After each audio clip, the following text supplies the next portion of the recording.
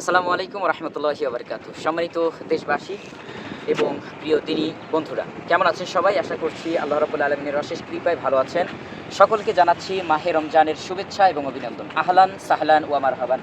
আমরা আজকের আসছি আমাদের বাড়ির পাশেই ৬০ পাকিয়া ফেরিঘাট। এই জায়গাটা খুব চমৎকার একটা দৃশ্য, ঘুরে ফিরে দেখতে পারবেন যে আশেপাশে তাকালে, এবং বিশেষ করে সূর্য এখন হালকা কুয়াশার মধ্যে ঢাকা, এমন একটা আবহাওয়ায় সূর্যটা কত চমৎকার লাগছে। এবং আশেপাশে দেখলেও দূর দূরে আপনি খেয়াল করবেন ওখানে বড় বড় জাহাজ, ওগুলো সব নম্বর করে রাখছে, যেহেতু কুয়াশার সামনে আগানোর কোনো সুযোগ নাই, সেই কারণে ও পাশেও আছে, এ পাশেও আছে, এবং আপনার এইটা ডলারে যাইতেছে, দেখতেই পাচ্ছেন সব কিছু।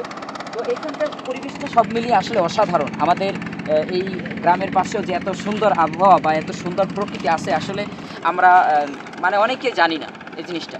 এটা আমাদের, এটা হচ্ছে ৬০ পাকিয়া আপনার জালুকাঠি এবং বরিশাল যাওয়ার মাঝ বরাবর এইটা নলসিটি যাওয়ার পথে। যদিও জায়গাটা খুব সুন্দর। আজকের আমরা সকালে ফজরের পরে ক্লাস করানোর পরে আমরা আসছি। আজকের আমাদের সাথে আছে আমাদের তানজিম, এবং ক্যামেরাম্যান হিসেবে আছে আমাদের জুবাইর, হাফেজ মোহাম্মদ জুবাইর। তানজিম, তোমার এই জায়গায় আসার পর অনুভূতি কেমন লাগছে? বহুত আচ্ছা না? ভালো লাগে না? দেখছো প্রকৃতি কি সুন্দর। আমি ক্যামেরা ধরে ভিডিও করি না, ঠিক আছে? সূর্য কি পলাই গেছে? সূর্য কই? সূর্য ঠিক আছে। কি পরিমাণ কুয়াশা, এবং এদিক দলের লাইট ক্লিয়ার আইবে না, ওদিকে দেখতে হবে। এবং এই আশেপাশে সব নদীর আবহাওয়া। আমার বউর বাড়ির কেউ যদি দেখে থাকে, এটা হইছে ৬০ পাকিয়া। আমনে দুয়ার দ্বারা আইছি, সকাল সকাল বাড়ি ঢুকি নেই, আমি চলে যাবো, ঠিক আছে? কিছু করার নাই, এই কারণে চলে যাবো এখন। এই হয়েছে, আর কিছু করার নাই, স্বামী বিদেশ, একটু পরেই চলে যাবো।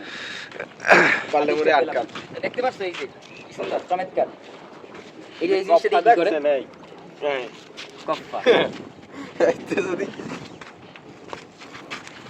এই তো সূর্য ধন্যবাদ। আবার আসবেন ফিরে আমাদের এই সুগন্ধা নদীর তীরে। এখান থেকে আজকের বিদায় নিচ্ছি।